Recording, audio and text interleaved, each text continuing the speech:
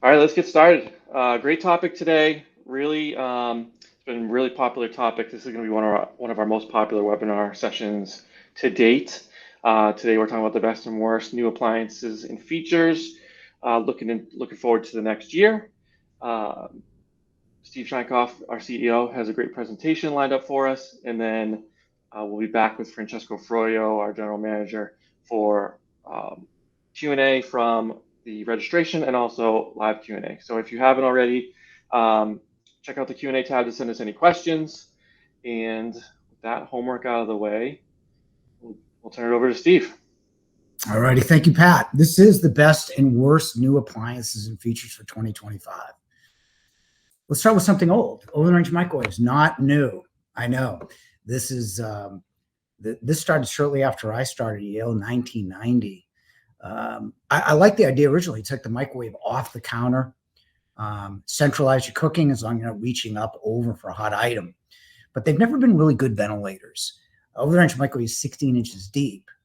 And when you go home tonight and you cook in that front burner, it's 22 inches deep. So all that stuff goes in your house. It's not just smoke and grease, but it turns out burning fats produce nitrogen oxide, carbon dioxide, particulate matter, formaldehyde, carbon monoxide. But the difference between 1990 and now is that the burners are twice as powerful. That front right-hand burner can be up to 22,000 BTUs in a non-pro range. At the same time, when you think of new construction, you're thinking of energy efficiency, energy efficient windows, materials. So that stuff stays in your house a lot longer. So you would think that they would improve on really a bad design, make the over-the-range microwave 22 inches deep. Instead, they didn't. They made it even worse. This is the new KitchenAid. I think Whirlpool has one too. It's 10 inches. The reason why I did that is it becomes symmetrical with your top cabinets at 10 inches. So it doesn't fit over the top burners. I think that if you're really interested in cooking, this is a product you want to avoid. Miele just created a new dishwasher. And there's an arms race going on between the dishwasher brands. Who can make the quietest dishwasher? Well, Miele is 37 decibels, surpassing Bosch benchmark at 38. However, there's a couple things you know. It's $3,699. And that slows the motor down, so it's a 4-hour cycle. Now, let me ask you a question. What is quieter than something you can't hear? Because 44 decibels is quiet enough. And in my realm, it's pretty unnecessary. Plus, if you want some of the great features, Miele's got some great features. They get the 3-level wash action. They got the best top rack, really great drying that we'll talk about later. They've got the only auto dispenser, the auto dose, which actually works, interesting enough. And it's $1,500 less, pretty much the same cycles as the other one at $3,699. You still can't hear it at 40 decibels. The Bosch, they have the benchmark at 38 at $1,800, or you can buy the 800 series at $1,214. Pretty much the same thing with just different racks and a few different cycles. Induction, larger induction, and you would think manufacturers would be purchasing induction, would be producing induction ranges because it's faster to boil, better simmer, most child safe because you need metal to turn the thing on, easy to clean because the top doesn't get as hot, easier to vent. But that's not the reason why they're doing it. The reason why they're doing it is because cities like Boston, Brookline, Cambridge, New York, Sacramento, Los Angeles, you can't put gas in towers. So if you can't put pro ranges in, the induction range becomes the luxury substitute. And that's why you're seeing a lot of the bigger ranges. Monogram's new this year. It's got really good touch controls. Wolf improved their convection system with the VertiFlow. And Thermo has a new Liberty cooktop where you can set the burner to 3 different settings, and they're all griddle burners for oblong shape. So you can cook high, simmer, and then warm on the same unit by just pushing the cooktop back. And then you got more induction cooktops. Wolf's got the new LCD. The one to look at really that's interesting is the SKS. It's a 7,000 watt element. Now, most are 3,700 watt, and they're faster than the 25,000 BTU burners that are the hottest you can buy in gas. So probably equivalent to like 40, 50,000 BTUs. But it does something really interesting. You need metal to turn on induction because it's magnetic and it attracts excites the metal molecules in the pan. Pan cooks the food. If you touch the left-hand side of each one of those burners, it'll give you the percentage of metal in your pot. Higher the metal, and the more efficiently you'll be cooking. And on the right-hand side, you've got the G. It might be profile, might be G, but they're going to be debuting a really good cooktop on $1,500. So I know this was supply chain issue questions. There is no supply chain issues, and there's no shortage of induction drivers. So you should be able to really get anything you buy, not special orders typically, but certainly within a couple of weeks. Interested in steam? Steam is the best way of cooking. For the same reason why microwave's the worst way to cook. Microwave targets moisture, and that's why everything comes shriveled up. In steam, everything comes out more flavorful. I got the new Wolf. You've got 3 ways to reheat: reheat crispy, reheat humid, or just plain reheat. But adding moisture becomes much more flavorful than baking the flavor out. And these two, I think Gaggenau is the best for controlling the percentage of steam if you know what you're doing. But if you really want to get up to speed quick, you just push buttons.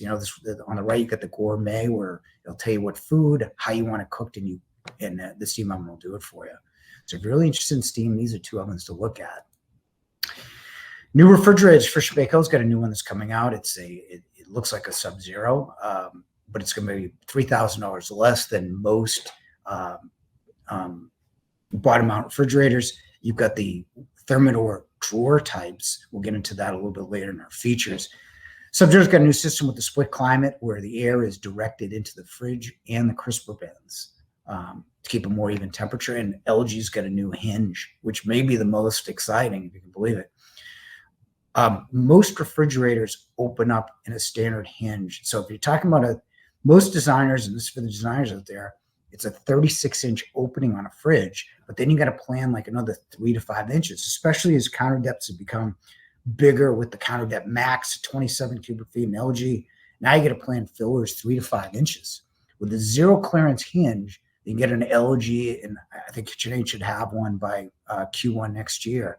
It opens completely at 36 inch. You can still get your crisper bends out for cleaning. So that's interesting. For those of you, Massachusetts is a marijuana state. For those of you that want to smoke pot and drink wine, this might be the right fridge for you.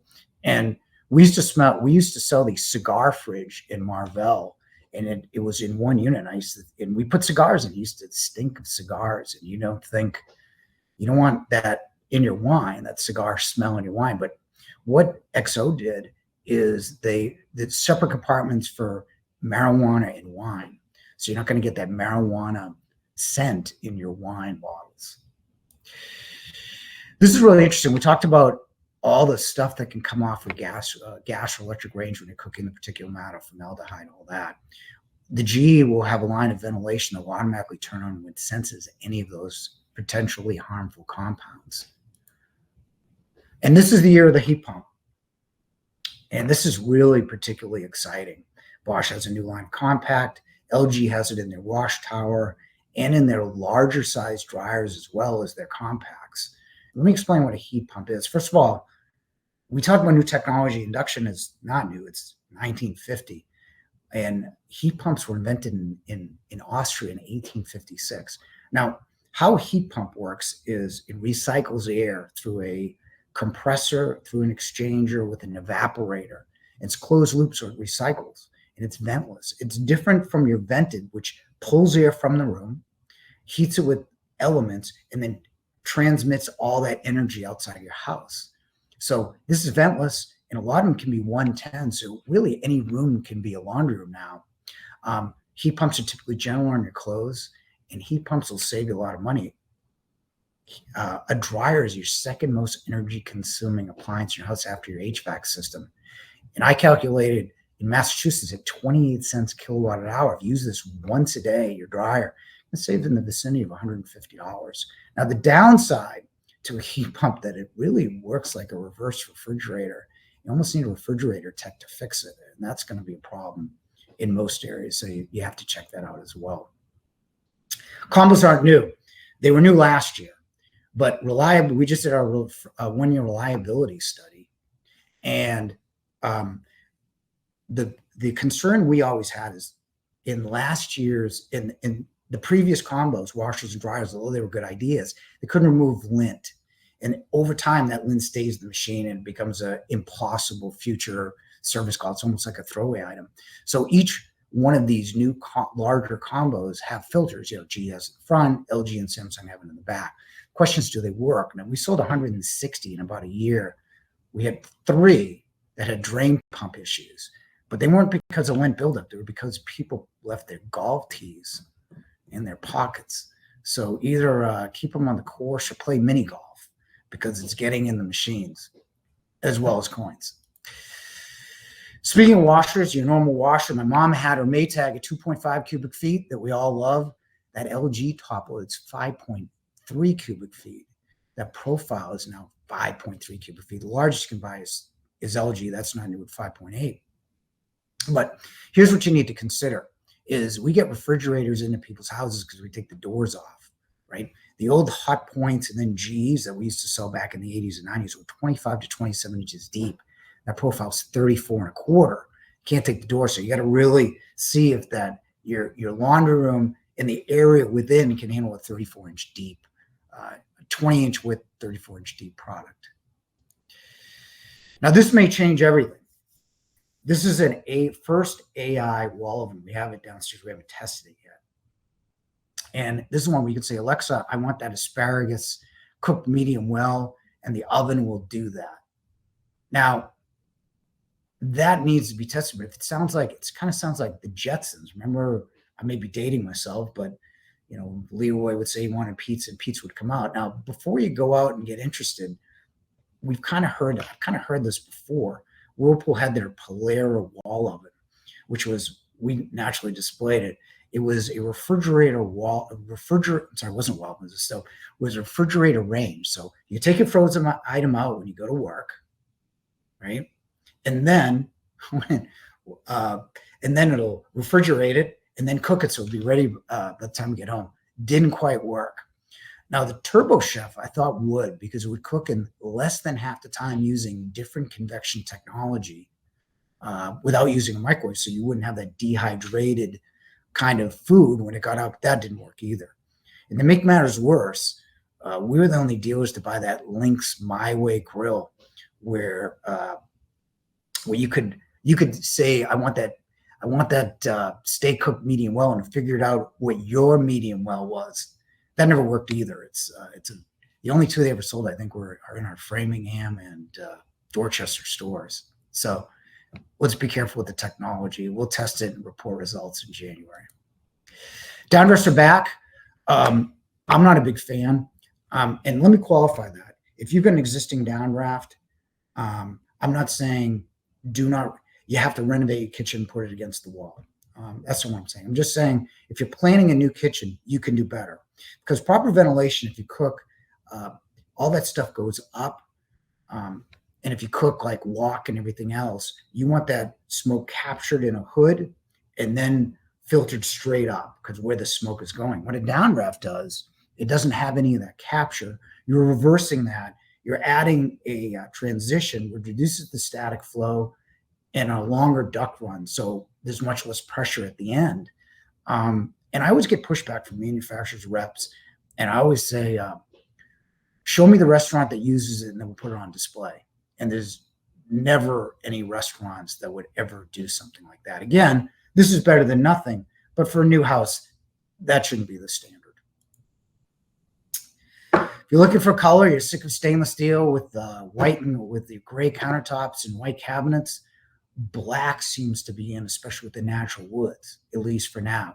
I'm not talking about black steel, which you shouldn't buy, because black steel will peel, and then you'll have a constellation of steel and black in that fridge, and then you can't fix it. It's a cosmetic issue. It's not warranted, but straight black does work, along with straight white.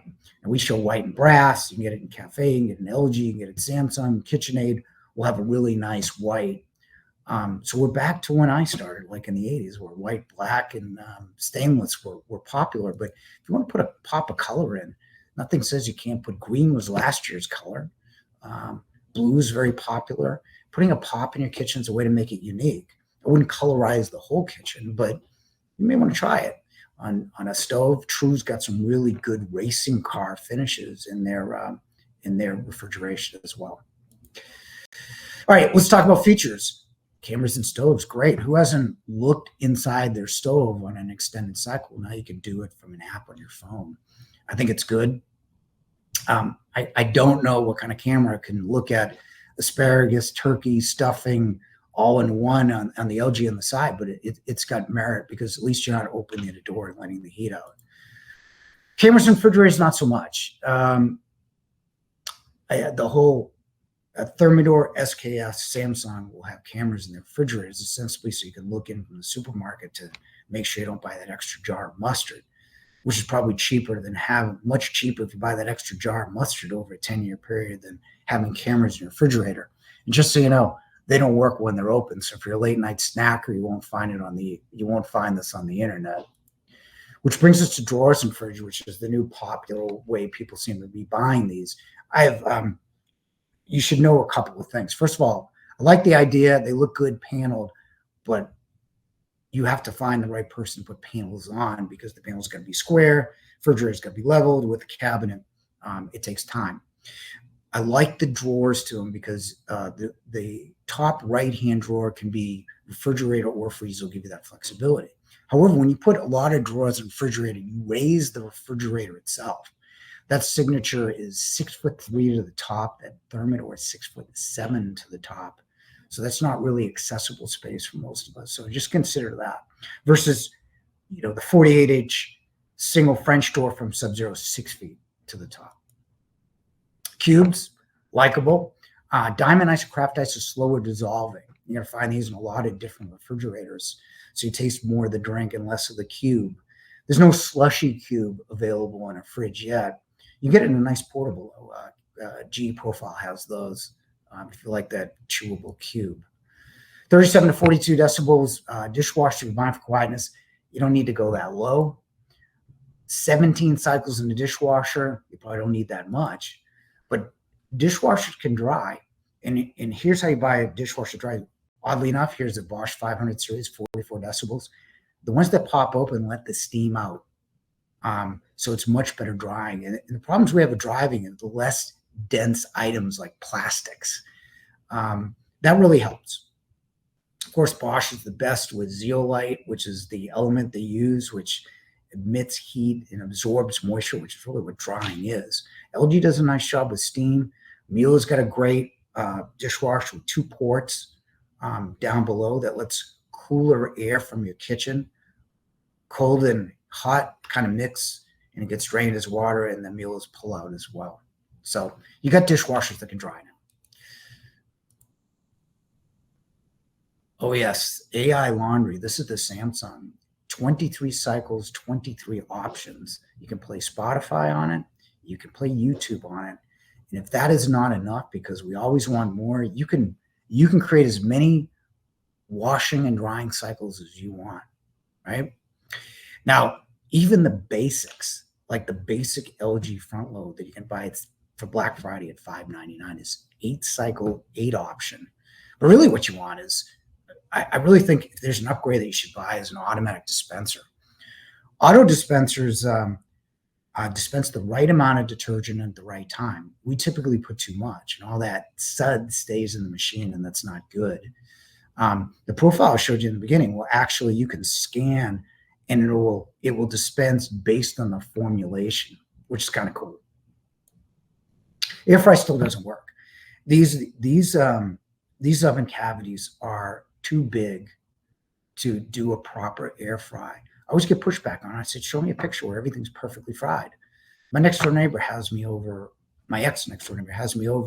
She makes those potatoes, slices them up thinly, and it's like burnt, semi-burnt, raw, and almost cooked. And I still eat them because they are kind of French fries, but it doesn't work. If you want to air fry, then get a air fryer on your countertop that's much smaller, where the air can go much faster. But sous vide really does work for all those people looking for pro ranges and a different way of cooking. I've seen 3 demos with this. Sous vide cooking is cooking by water immersion. We put your protein, you put your toppings in with the protein to get the flavor, and it cooks the core perfectly. Even when you reheat this, the core is kept perfectly as well. So if you're interested in sous vide cooking, this isn't like one of those features like dry sous vide. This actually does work as a cookie, and this product looks great too. I don't know when this happened, but Jake from State Farm is in the extended appliance warranty business. Allstate is in the extended appliance warranty business without any service techs.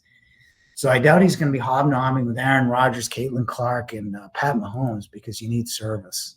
You need service techs. So if you're planning on buying extended warranty, or if you're really picking out brands and features, make sure they can be fixed. I picked a day. I don't even know what Brimfield, Mass is. I think it's like west somewhere. They have a good. I'm not picking on Brimfield for anybody there. They've got a good expo there.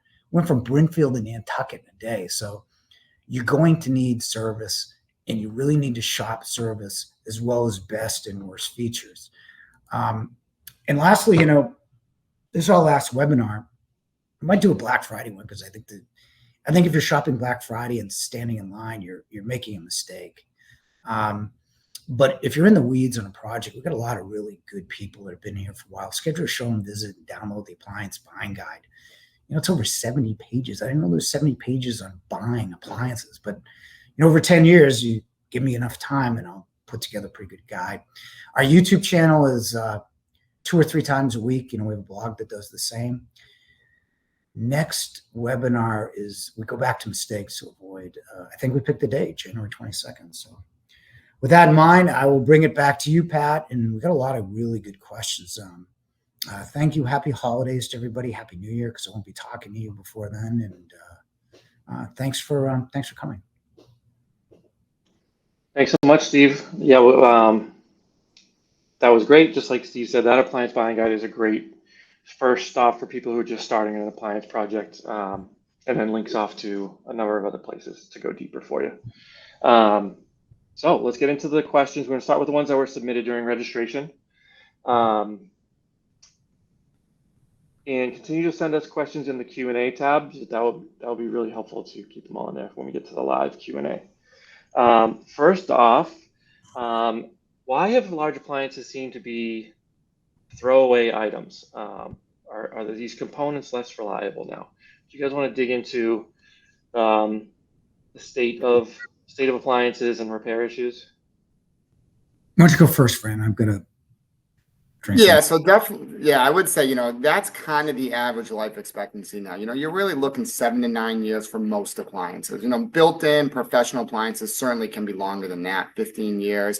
Built-in refrigerators like a Sub-Zero or longer, depending on maintenance and things like that. And I would say part of that really comes down to, in these appliances nowadays, there are so many parts, and they all come from so many different vendors and manufacturers. And we really kind of saw that, especially through COVID, where one piece that comes from this vendor from way over here causes a huge delay on all these products. So I think part of it is really just kind of, they're definitely way more energy efficient, more water efficient if that's what they use. So better appliances, way more technology built into them as well.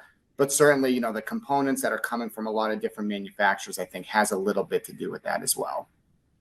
You look at the most reliable brand we sell, and I'm not paid to say this, but LG, because they make more of their core components than anybody else. The other thing is, the appliance business was like the car business, where they could just say, we don't want to make more efficient cars, and we'll lobby against it. That refrigerator, for the people that have 30, 40-year-old refrigerators, you're spending a fortune in energy. So when California, and all of this stuff all comes from California, said, well, you need more energy efficient appliances, they had to create more energy efficient appliances almost on the fly. But the second thing is, I got yelled at by one of my friends whose Sub-Zero wine cooler wasn't working. And I asked him, I go, did you clean the compressor on that? And he's like, clean the compressor? What are you talking about? I'm like, yeah, you got to clean the compressor. So there's more maintenance. I tell people, do not buy an ice maker if you're not going to clean it twice a year. If you're buying a Sub-Zero, we've gone out and, email people to say, here's how you clean the compressor, or we'll do it, right? So I think there's more maintenance now. Certainly, to your point, there's more places where people buy, and things are a lot more energy efficient. they may break down longer, but you're going to save a fortune and energy in that 10-year period. So there's a lot of different things. Next up, question about induction. Which induction cooktop will most evenly heat and has easy to use controls? You guys want to talk about induction cooktops?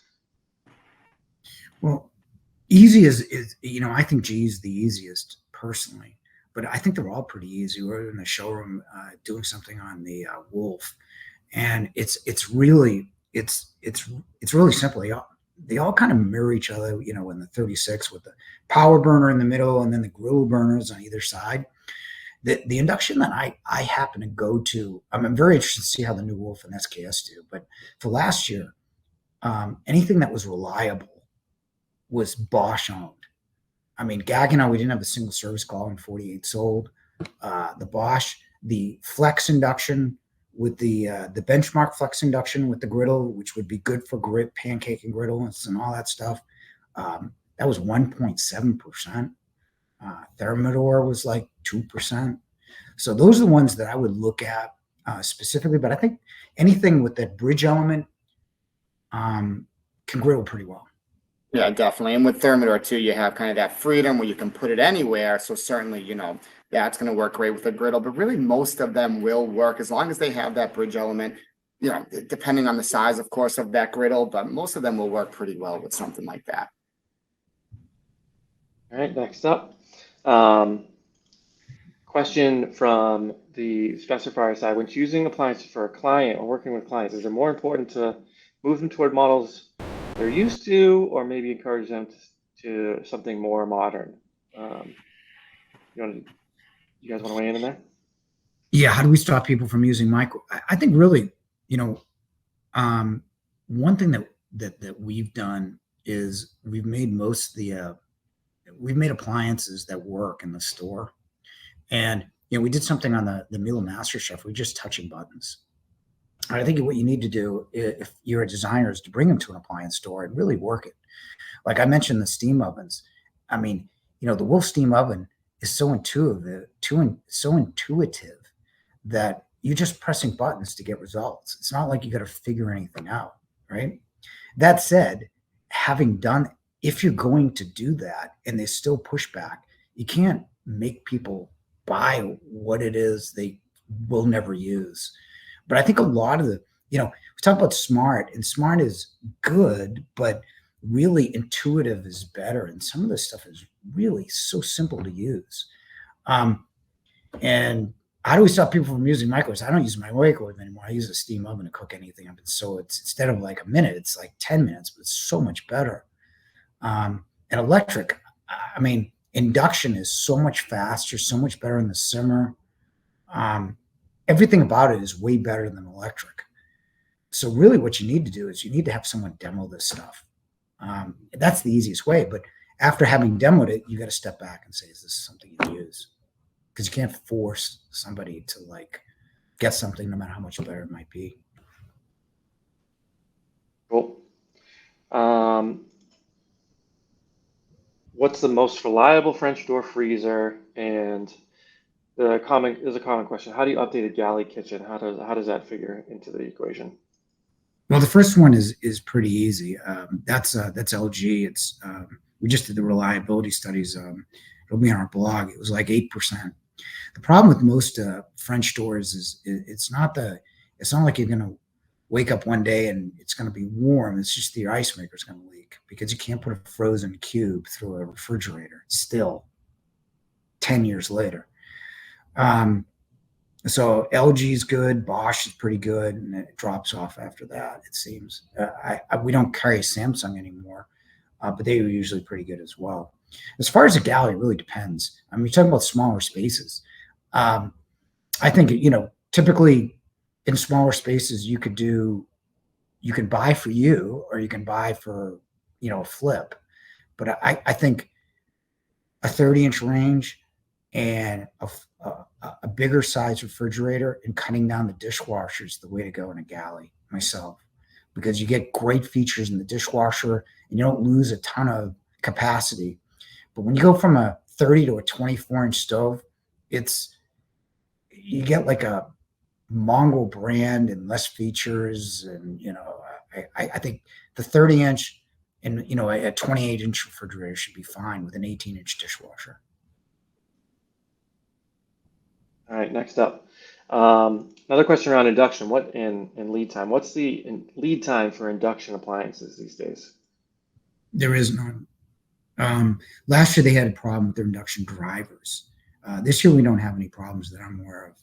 I think really, that whole let's scare people into buying the last year, we don't do it. There's no supply chain issues. You don't have to, and it's almost better. You keep your money in your bank for a little bit longer because you're actually getting interest, and the cycle is much shorter. So you shouldn't be racing down the appliance store for a project next year. That said, with the port strike looming on January 7th, who knows?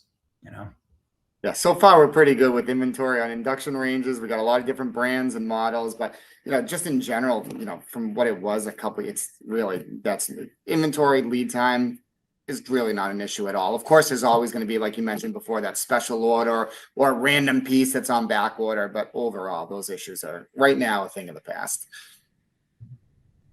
Cool. Really common question. What's the difference between a steam oven and a speed oven? And are there any that offer both? Who wants to take that one? I don't think there's any that offer both that I have found. A steam oven adds moisture and cooks by moisture. I'm a proponent of steam. Then there's steam assist. Like Miele's got steam assist where you're cooking by mostly thermal and then adding moisture. Now, I think there's value in that because, when you electric cooking is more precise and better for baking. So cookies come out better in electric, but a dryer heat's not what I think of when I'm cooking a roast. So when you add a steam assist, like Miele adds steam assist, SKS adds steam assist in some of their products, you're adding moisture, therefore flavor to your roasts, versus cooking in just steam. But a speed oven uses a combination microwave and convection to cook faster without having the microwavy result, right? Where you're cooking 90% convection and putting a 10% boost on bake or 70-30 on the roast. I don't think there's one that does both. No. No, and the speed oven can truly be used just like a normal microwave. It's got your popcorn button, add 30 seconds. So if you're looking to kind of combine those two things, absolutely. A speed oven can be a convection oven, can be just a microwave, and it can be a combination of the two things, like you said. The steam oven, it definitely reheats your food better than anything else, but it is a little bit different than a microwave. You're not doing popcorn or things like that, and it's going to take a little bit longer time. But steam ovens truly are really the best way to cook, the healthiest way to cook, and it does anything from fish to vegetables that you think of with steam, but like you said, roasts and meat, and it really does a really good job there as well. So they're both great. It really depends on kind of what you're looking for mostly, but yeah, no, I've definitely not seen, maybe someday, but I haven't seen anything that does the two of them. All right, next up, the 5-drawer KitchenAid fridge. Any thoughts? Yeah, I guess I wasn't aware you needed 5. And the problem, I think having unique appliances distinguishes your kitchen, certainly, right? But it should be counter depth. You don't want to see the sides of it, and that's the main problem with this refrigerator. Is you're going to see the sides; it's going to stick out. So, what's the point? And I don't really think too highly of it, quite honestly. As cool as it seems. Yeah. Yeah, it's nice with the organization part of it and all that, but you got to remember too, when you're pulling out those drawers, you do lose a ton of space in the middle. So as opposed to even one drawer that's kind of full length of the refrigerator, you're losing a lot of space in the middle there. So part of it can be nice for organization, but you got to think about how you're going to use it, what you're going to store, and really how much space you lose in something like that too. All right, next up. Yeah, a really great topic. The role of compressors in refrigerators. There's single or double is an emerging technology. You guys want to go through that discussion? Yeah, this is really interesting because everything was single compressor at one time. And really what Sub-Zero did, the two compressor, their story was it keeps food fresher longer. And the reason why that is because there's no air transference between the refrigerator and the freezer. So the freezer, you don't get the frost that you once did, and you don't get the odor transfer, so your ice cream will taste better, right? Now Bosch is the only one with twin compressors, but most have gone to twin evaporators that do basically the same thing. Now I wrote a blog post. The difference between twin evaporators and twin compressors is that, and maybe it's an age thing, but I can't quite remember the difference, to be honest. So I can answer this later. But the two evaporators is good, but now we've gone back to the bigger counter depth refrigerators, like the LG Counter Max, which has one compressor. And the way they do it is they channel the air with their door cooling plus that goes from goes up to down and then side back to side. So it really depends. In terms of reliability, it seems like LG is the best, but we haven't segmented the counter depth Max versus their regular two evaporator systems. So it's a hard question to answer. Yeah, overall, definitely, that dual compressor, dual evaporator is going to be much better for food preservation and making food last longer. So that's definitely going to do a much better job overall, for sure. And I don't know if it's necessarily the size of the fridge that you need to have too. It's really any refrigerator is going to benefit from having that. It's something that really historically you've always really seen in those professional built-in appliances like a Sub-Zero, really, and other built-in professional appliances. But now you're definitely seeing it more, like you said, in the Bosch and some freestanding. Yeah, we'll include that article that talks about both in your package that we're going to send to all you guys. Man, there's a lot of good questions here. Jesus. Gas appliances and potential bans. You guys want to get into that conversation around gas versus induction? Well, gas is there's an overall environmental question that's really beyond my scope. Because on one hand, you've got gas, and this comes from California, where you get gas lines, that are vulnerable to earthquakes and everything else, right? So the electrification really starts from California. But in terms of buying a gas versus electric range, it really depends on how you like to cook. Gas is going to be a moisture heat. It's better for roasting, and it's much better for broiling, where electric is better for baking. I would say that, certainly in gas, with gas cooking, with these new energy efficient homes, that you get a hood to get all that stuff out, because that's part of the problem is, you read all sorts of stuff, and some are designed to shock you or not, but the inside air is worse in most people's home than outside air, and that's saying something. So just make sure you vent whatever it is you buy as well. Yeah, and as far as the bans, it's new homes. It's new homes, and it's luxury towers where you're going to see the ban. So if you've got an existing house, you're grandfathered in, at least. Yeah, and obviously depending on the area that you're at. So there's a lot of questions when it comes to that. But just like you said, looking at induction versus gas in general, the ovens for sure, they each have their benefits. And it's a preference thing, induction top versus gas. I can tell you, induction is going to simmer better. Or have better temperature control, I should say, going from a boil to a simmer. It's going to be faster. So there's a lot of things to like when it comes to induction versus gas. In general, ban or no ban, I think it's something that you should consider. Question about a French door refrigerator replacement. Any suggestions for a close, tight galley kitchen? Brandon, you want to take that one?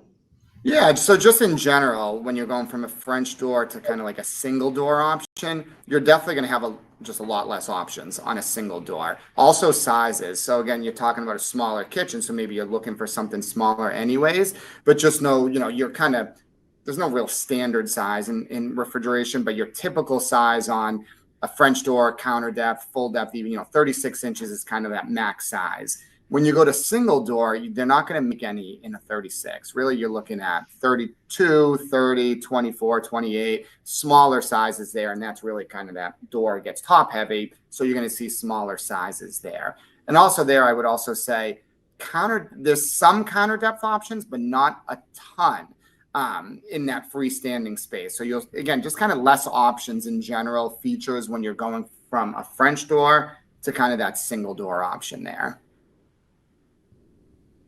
Yeah, I agree. You're gonna get more. You're gonna get more options with the French door. Quite honestly, Fisher Paykel is nice, but it's expensive and it's 18 feet as well.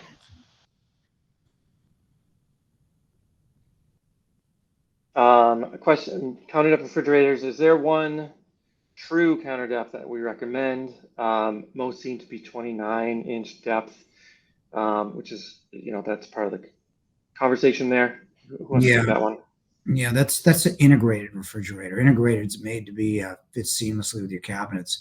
Fisher Paykel has it cheaper, but Sub-Zero Thermador, Gaggenau, all of them are basically Thermador. Will have those integrated 24-inch depth models.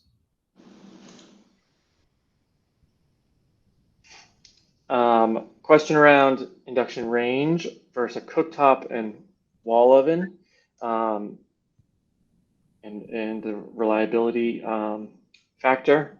You guys want to take that question? Yeah, the reliability comes from the fact that the ranges typically are 50 amps. So if you get voltage spikes, that can cause problems on induction ranges, whereas the cooktop is only 30 amps. You're not going to have that issue. We have an electrician that works on staff. He says, go to Amazon, get a smoother that will take the spikes out. Whatever. I'm not sure what that is. I think we have that on a blog post somewhere. But yeah, I mean, you're maxing out the circuit with most of the ranges. So there seems to be more problems with that than just cooktops. Of course, it's also a range, so it's twice the appliance in theory as well. Yeah, and then just as far as like the layout itself goes, really obviously depending on your kitchen layout, the size of your kitchen, there's a lot of benefits to having a separate cooktop and wall oven if you have the space to do that. And most likely you're going to spend more money doing that. But the nice thing about separating those two is now you can kind of have that oven at really a much better height, easier access, pulling heavy items in and out versus bending down low to get anything out of the range. So there's definitely some pros there, but typically you're going to spend a little bit more doing it that way too. Cool. Question around design. How do you balance the metals finishes with paneling, the cabinet paneling? I like to panel, quite honestly, especially with the cabinets. I did it in my kitchen. But again, the only thing that you can really panel is non-exothermic. You can't panel a stove. So it's refrigerator, dishwasher, whatever wine storage or alternate beverage storage you have, you can do. I happen to like it, but that's more a style question. I mean, do you want stainless or do you want paneled or do you want colors? And now you've got a lot of options in each, so it's really up to you. Cool. The cooktop on an island versus the wall in terms of kitchen layout. Do you want to take that topic head on? When it comes to that, I know Steve's definitely passionate on this one. When it comes to the ventilation part of it, cooking is always better against a wall. You're just going to get much better ventilation. You have the ability to vent it outside much easier that way, especially obviously if it's on an outside wall. When you're doing it on an island, island hoods can be really obtrusive and they don't vent as well because there's nothing to help capture that air either, like the wall. Or if you're using a downdraft, those don't work great either. So really, I'd say against the wall for any cooking is always going to be better, just as far as being able to properly vent your cooking. Yeah, I mean, if you really want to properly vent, if you really use this stuff, like if you don't use this stuff, anything works. But if you're really cooking, you need a good vent. And if you're going to put it in the middle, then you really need a good vent hood, right? So if you're talking about a 36-inch cooktop, you're going to get a 42, right? And you can always make something nice. You put it in cabinetry and put a blower inside, kind of like the wood hood type. But I like it, and it goes. The smoke goes up. I don't mind that, but I like it against the wall. Again, you can do, put the sink in there. You can do better things. We saw lighting here for 95 years, and you can really do a nicer job with lighting and environments if the stove is against the wall, not in an island. So that's just my take on it. Cool.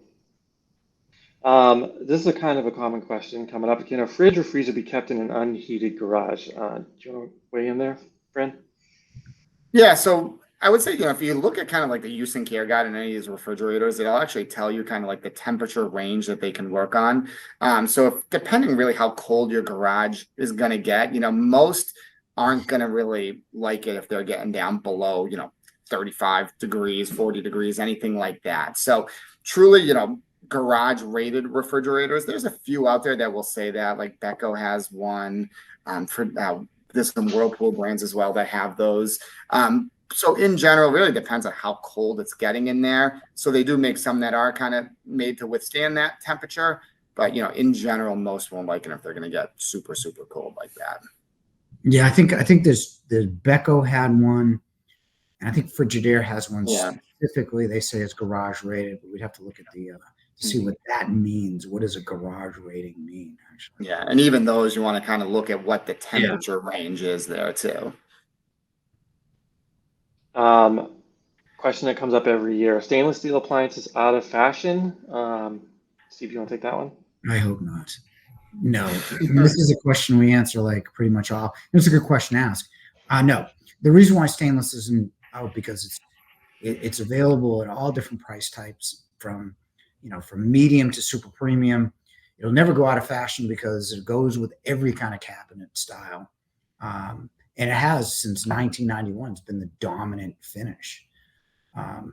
White, black, blue, green, all good in certain ways, but that stainless is unobtrusive, timeless, because you'll never know, right? It's totally timeless finish. So it's not going out of fashion. Matching cabinetry is up to you. Again, dishwasher, refrigerator, any kind of secondary appliances. Cool. A ventilation question: are all brands of hood vents equal? What separates hood venting options? I wish your buddy Dennis was here, Fran. These guys are the appliance insiders. Dennis designed the Yale hood, and we're from lighting background. He's got a 3000 Kelvin light, and you always look at the light versus this light. He's got baffle filters in there and all the other stuff. I think you had a good CFM. You get a good CFM hood. I mean, ours, especially when you're in aligners, you can put the blower anywhere, which is nice.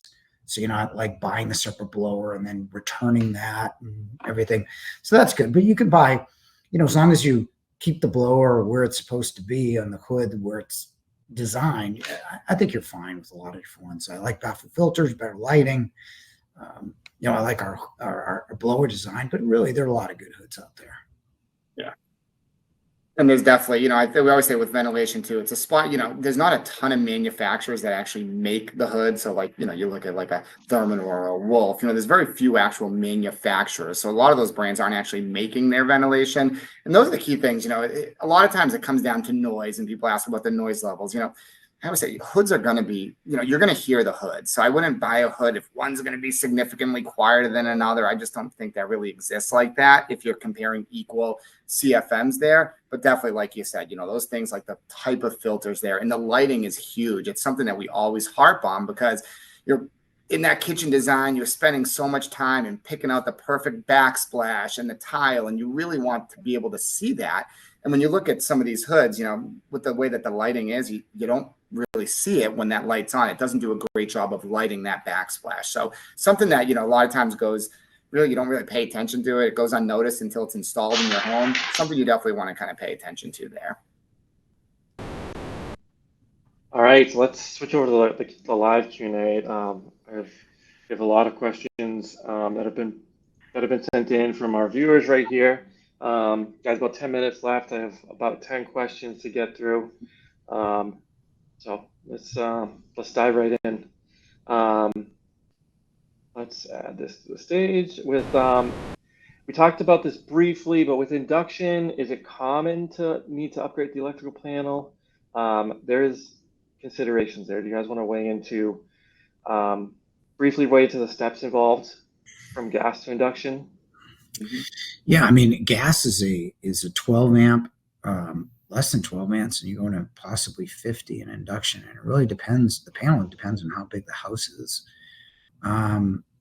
Most of the appliances don't need more than 12 amps, but then you get your HVAC system. I'm not sure. I think 200 may be overdoing it, but it really depends on what you're really looking at. Dryers or what? Electric dryers are 30 amps. You don't go with heat pump. Yeah, and it really depends on, obviously, you got to make sure you have the right amperage that goes to the range there. So it depends on what you're doing. If you're just switching from gas to induction, you just want to make sure that should definitely be able to support it. And obviously much easier when you're doing a full remodel or a new construction, something like that. If you're just replacing the range, that's when you have to really make sure you're, capping the gas line. You're looking at the amperage that you have going to the range. You need a 4-prong plug as opposed to the 3-prong. There's a few things you need to do. I think 200 is excessive. I don't know about if that includes maybe a car charger that you're putting in for your Tesla or something like that. But I can't see more than 100. But it all depends on how big the house and what else you're putting in. Yeah. Cool. Next up, laundry question. Front load versus top load. Sorry, I think I clicked the wrong question. Well, here's more front load washers and dryers. What are the best ones? And maybe talk about the difference between front load and top load. We have a question like that coming up. Yeah, front load and top load. I'm more of a front load fan. I think you don't have the agitator in them. You get more features, use less water, use less energy, has more auto dispenser features. I think it's gentler on your clothes. That said, a lot of people like top loads. You don't reach as far, although these big ones, you do reach as far now. It's really style. When it comes down to reliability, it's been less than 2% since we calculate reliability between the two, right? But I just think your better energy efficient choice that can fit more is a front load and always has been. But, I think a lot of people defer to personal preference, quite honestly. Cool. Next up, some Yale Appliance news. Yale is moving into the marine hardware space in Nantucket. How that operates. Steve, you guys want to take that? Yeah. We did take over marine, but we also took over marine's infrastructure. So the reason why we did it is for the repair infrastructure, because they have 4 service techs, 2 on the Cape, 2 on the islands, right? So the Cape, we're opening a store in the Cape, and we're opening a store in Nantucket. So that's the reason why we did it. They have like 7 people right now. We've got 7 people on Nantucket. I'm not sure what they're doing, other than the 4 to 9 service calls they're completing. But yeah, anywhere we go, we're going to have service, which is why we don't expand. When you think about it, we've been around for 100 years. We don't expand without having install and service, because quite honestly, we've done it both ways here, without service and with service. And you can't sell somebody a La Cornue wall, a La Cornue oven, and not be able to back that up with service. So yes, we'll have plenty. Right now, we'll get out there. If you give us a service call now in Nantucket, we'll be there within an hour. I can't say what happens. I can't say what will happen, in season. But the goal of the exercise for us is always to be there as fast as possible. Yeah, and that will be independent, all Yale operated, completely separate. Yeah, completely separated. And we're currently in the design phase now of a new showroom in Nantucket that will be open next spring. Cool. And back to laundry, is the auto dispenser feature really that much better than pods? Something we talk about a lot, the auto dispense. What's funny is I haven't used pods. I use pods in the dishwasher. I don't use them for the washer. I just like it because the mechanism is it seems simple, that you can just fill it and go. I have it in the Maytag that I bought 10 years ago or 9 years ago. And it's simple. You just pour it in and let the machine do it. And you would think that it would do it at the right possible time versus throwing a pod in, which will release at whatever time it'll be.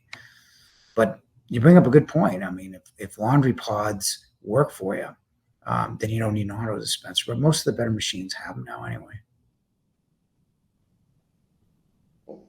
Next up, Bosch and Thermador made by the same manufacturer, and talk about how appliance packages might work. Yes, they are part of the same company. So is Gaggenau. And you can, we had, we have a blog post. I think we have a video on affordable luxury. And one of the things we do say is combine Bosch and Thermador. You can do that with a counter depth refrigerator with the Thermador stove, which you get the free dishwasher in. The handle styles will match pretty well. You could certainly do that with Bosch and Thermador or any other, affordable luxury and luxury appliance. Typically people do that with Pro Ranges and regular counter depth fridges, or you can go any way you want. Ventilation question. Do you recommend vents for induction? Obviously they're slightly different, but I want to take that one. Good. Oh yeah, I was just gonna, they may not be required necessarily where you're from and your town codes and things like that, but absolutely they're recommended. You're still going to emit all the odors and smoke and things like that into your home from cooking. And depending on what it is that you're cooking, if you do a lot of high heat cooking, stir fry, things like that, you absolutely still want to be able to have proper ventilation in the home. So whereas they may not be as required because they don't have some of the other things that come along with gas and things like that. But I would always say you should always have proper ventilation. Well, there's no question. And for people that can vent, like they're in historical buildings and everything else, I always say open a window because you need that fresh air return. And when Massachusetts had that makeup air law, I thought that was like government overreach, but it really does matter that anything over 400 CFM, you need a makeup return in your house. And I really think you need it in your house. So if you're not going to vent, then at least open a window. But all that stuff is going to. And the problem is like I said, my mom cooked on maybe a 8,000 BTU burner max, and you're going to be cooking on 22,000. Our old home, drafty windows, not energy materials like most of you are going to have in your house. So it wasn't drafty, so it didn't get any of that air in. Now it's a totally different ballgame, where everything, even passive home, is designed for, or LEED certifications designed for no air infiltration, exfiltration, and that's where we're going. So I really think you need to vent. Similar question about induction ventilation. Brandon, you want to take that one? Yeah, I mean, you're seeing this a little bit in some design. I would say you really don't need that. And I would still tell you 99% of the time, if you have a 30-inch range, you're putting a 30-inch hood, 36 over 36. I don't think it's necessary, really. That, like Steve mentioned a little earlier, if you're doing something in your island, that's where you definitely want to kind of oversize that a bit, because again, you don't have the help of that wall to help capture the smoke and odors. But other than that, not really something that's necessary. Neil has said you had to, like, years ago. Yeah, they retracted that. You don't need, if it's against the wall, you don't need it. If in an island, I would oversize it 6 inches. Cool. I think we're at time here, so I think that's a good place to leave it for today. Thank you for joining us. We will be sharing this recording and presentation with everybody who registered. We'll be posting this to our YouTube channel as well. So with that out of the way, I think that's a good place to sign off. Thanks, guys. Thank you.